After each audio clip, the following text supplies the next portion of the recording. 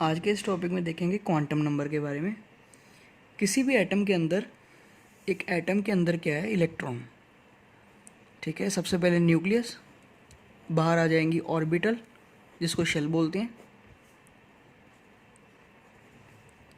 ठीक है, ये न्यूक्लियस हो गया और यहाँ पर क्या प्रेजेंट है, इलेक्ट्रॉन। अब किसी एटम के अंदर उसकी शेप कैसी है, उसका साइज़ कैसे है और उसकी ओरिएंटेशन किस तरह से है, इस तीन चीज़ों के बिहाफ पे हम दो एटम के अंदर डिफरेंस बता सकते हैं। ठीक है, अगर एक एटम का डिफरेंस साइज़ के हिसाब से बताएं तो एक छोटा होगा और एक बड़ा होगा। शेप के बिहाफ पे बताएं तो इलेक्ट्रॉन घूमने की शेप उस पर डिपेंड करेगा, और orientation, rotation of the electron. ठीक है, क्लॉकवाइज है या एंटी क्लॉकवाइज है। ठीक है, मीन्स इसके बिहाफ पे क्वांटम नंबर हमने बनाए। क्वांटम नंबर क्या चीज़ है, कोई ऐसे नंबर जिससे हमें इलेक्ट्रॉन का प्रॉपर एड्रेस पता लग सके। ठीक है, आप ऐसा समझ लीजिए कि ये एक क्या है, एड्रेस। किसका एड्रेस, एड्रेस ऑफ इलेक्ट्रॉन। एक एटम के अंदर अगर हमने इलेक्ट्रॉन की प्रॉपर लोकेशन के बारे में बताना है, उसकी प्रॉपर एड्रेस के बारे में बताना है, तो हम क्वांटम नंबर बताते हैं। ठीक है, क्वांटम नंबर से हम पता कर सकते हैं कि इलेक्ट्रॉन कहाँ पर प्रेजेंट है। सबसे पहले जो क्वांटम नंबर आएगा वो है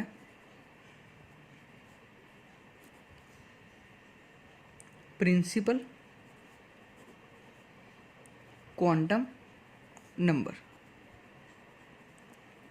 ठीक है, हमारे पास टोटल 4 क्वांटम नंबर है।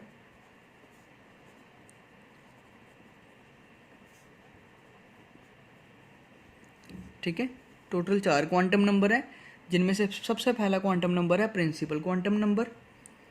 दूसरा आ जाएगा azimuthal quantum number.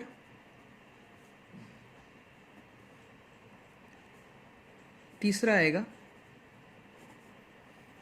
Magnetic quantum number.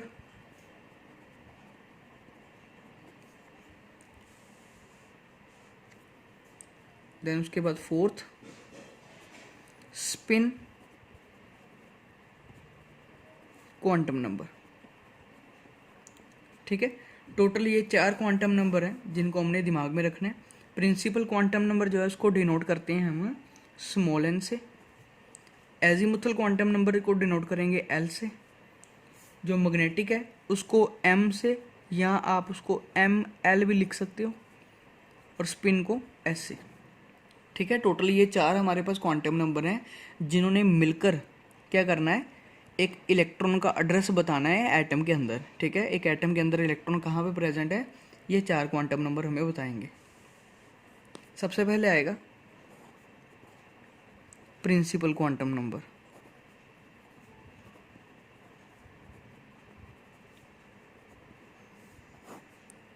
इसको एन लिखते हैं।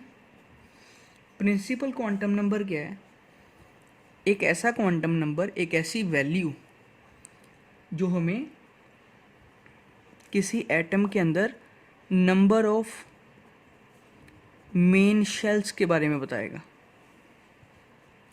ठीक है, which gives us the information about the number of main shells. किसी के अंदर कितनी शेल्स प्रेजेंट हैं, या आप ऐसा समझ लीजिए किसी के अंदर कितने एनर्जी लेवल्स प्रेजेंट हैं। इस चीज़ को हम बोलेंगे प्रिंसिपल क्वांटम नंबर।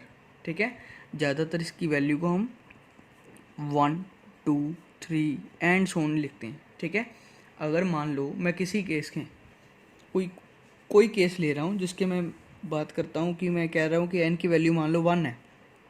इसका मतलब क्या हो गया कि जो इलेक्ट्रॉन प्रेजेंट है, electron is present in first shell. इसका मतलब ये हो गया कि हमारा इलेक्ट्रॉन पहली शेल में प्रेजेंट है। अगर किसी केस में मैं एन की वैल्यू 2 ले रहा हूँ तो उस केस में electron is present in second shell, उस केस में इलेक्ट्रॉन सेकेंड शेल में प्रेजेंट हो गया।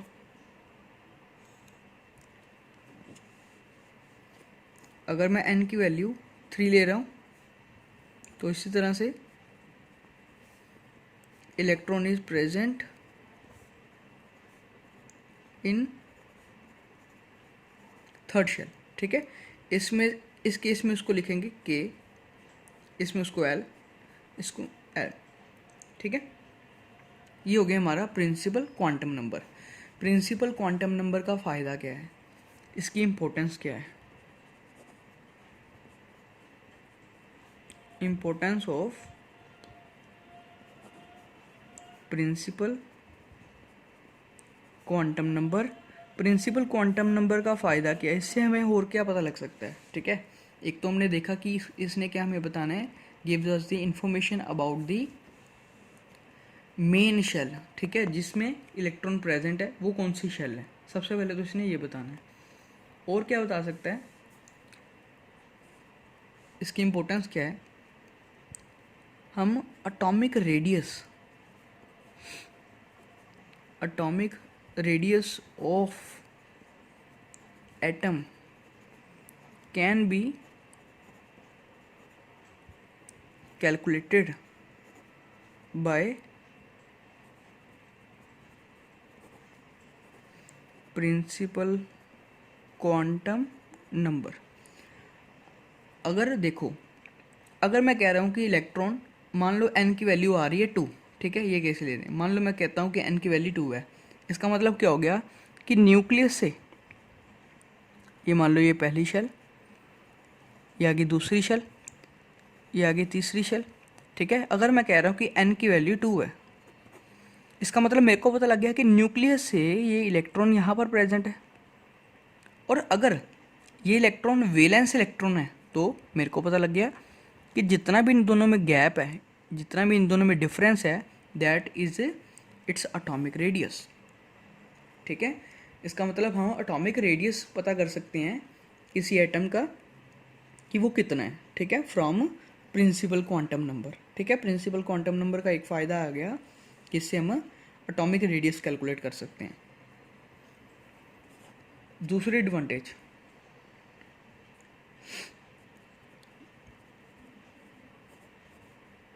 Energy of electron can be calculated from n. अगर मान लो किसी इलेक्ट्रॉन की एनर्जी पता करनी है आपने, तो वो भी पता कर सकते हैं। हमें पता है एनर्जी का फॉर्मूला क्या है, बोहर थ्योरी के अंदर देखा था, -2 π² me4 n²h²। ठीक है, आप ये यूज़ कर लो, या -13.6 बाय n² z² ev। ठीक है, चाहे ये यूज़ कर लो। ठीक है, इन दोनों में बात सेम ही है। इसमें हम यूज़ कर रहे हैं इलेक्ट्रॉन वोल्ट और इसमें नॉर्मल। मान लो मैं ये यूज़ करता हूँ, अगर मैं यहाँ पर z मान लो मैं किसी एटम को ले रहा हूँ। ठीक है, मान लो हाइड्रोजन एटम की बात कर रहे हैं, हाइड्रोजन के लिए z की वैल्यू क्या होगी, 1। ठीक है, ये तो हो गया मेरा 1। ये क्या चीज़ है, n मतलब number of, means nth shell, जिस शेल की बात कर रहे हैं उस शेल में इलेक्ट्रॉन की एनर्जी पता करनी हो तो,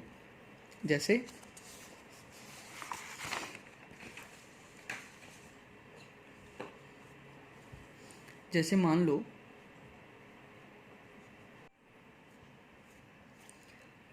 जैसे ये मैंने हाइड्रोजन एटम के लिखे हैं, फॉर हाइड्रोजन एटम। ठीक है, जिसके केस में z की वैल्यू मैंने 1 पुट कर रही। फर्स्ट शेल में क्या आएगा, अगर n की वैल्यू 1 है तो मेरी E1 वैल्यू कितनी आ जाएगी, 13.6 बाय 1² मीन्स -13.6 इलेक्ट्रॉन वोल्ट। अगर दूसरे शेल में चेक करनी हो तो E2 करेंगे -13.6 बाय 2², कितना आ जाएगा, -3.4 इलेक्ट्रॉन वोल्ट। ठीक है, इस तरह से एंड सो ऑन। इस तरह से हम एनर्जी कैलकुलेट कर सकते हैं इलेक्ट्रॉन की, ठीक है, किसी भी शेल के अंदर कि इलेक्ट्रॉन कहाँ पर कितनी शेल से एनर्जी में प्रेजेंट है, ठीक है। ये आ गया सेकंड पॉइंट। थर्ड आ जाएगा कि हमने अगर किसी जगह पर maximum number of electron calculate करने हैं, maximum number of electron in any shell, किसी शेल के अंदर ज़्यादा से ज़्यादा कितने इलेक्ट्रॉन प्रेजेंट हो सकते हैं, इस चीज़ को कैलकुलेट करने के लिए हम यूज़ करते हैं ये, ठीक है। ये क्या चीज़ है?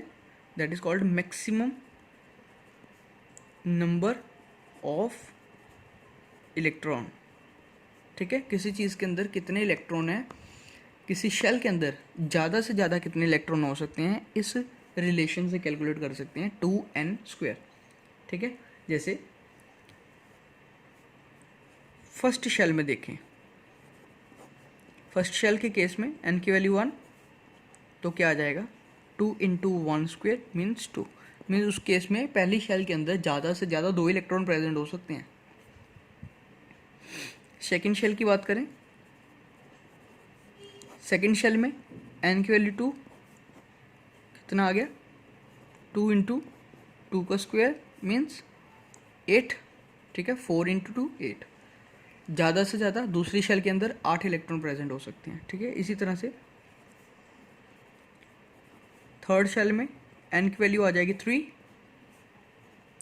2 × 3⁻² मीन्स आ गया 9 18, ठीक है, ये हो गया 9 और ये 2 18,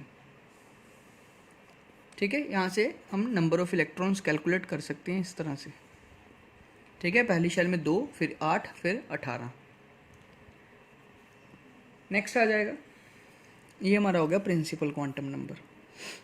दूसरा आएगा एजीमुथल क्वांटम नंबर, जिसका एक नाम और भी है, जिसको हम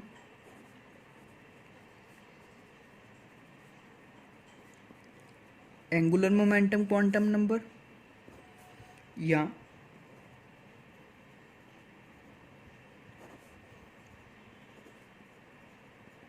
सेकेंडरी क्वांटम नंबर भी बोलते हैं, ठीक है। चाहे आप एंगुलर मोमेंटम क्वांटम नंबर बोल लो, चाहे सेकेंडरी क्वांटम नंबर बोल लो, मीन्स एक ही है, एजीमुथल।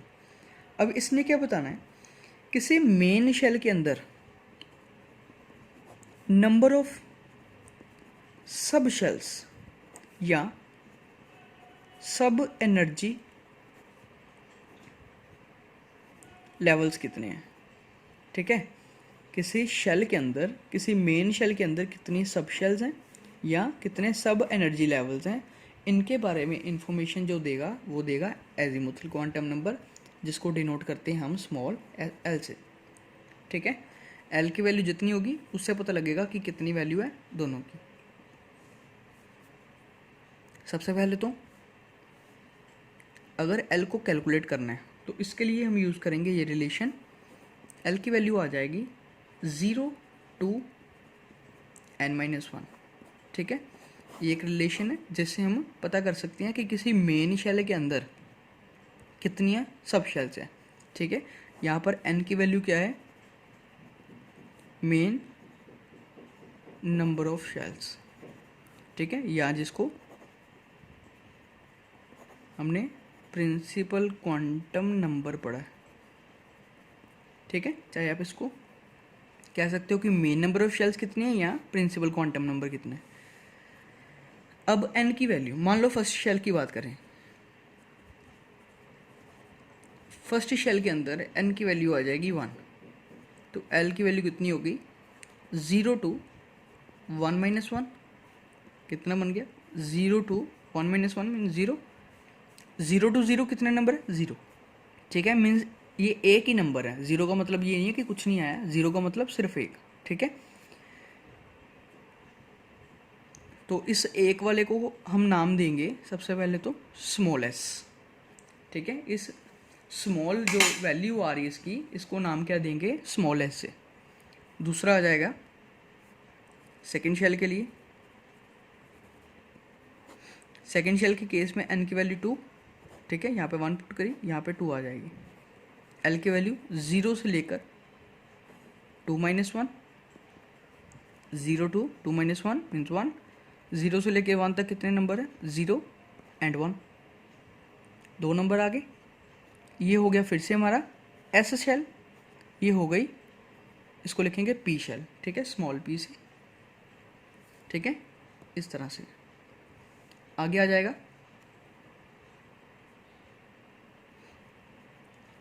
Third shell,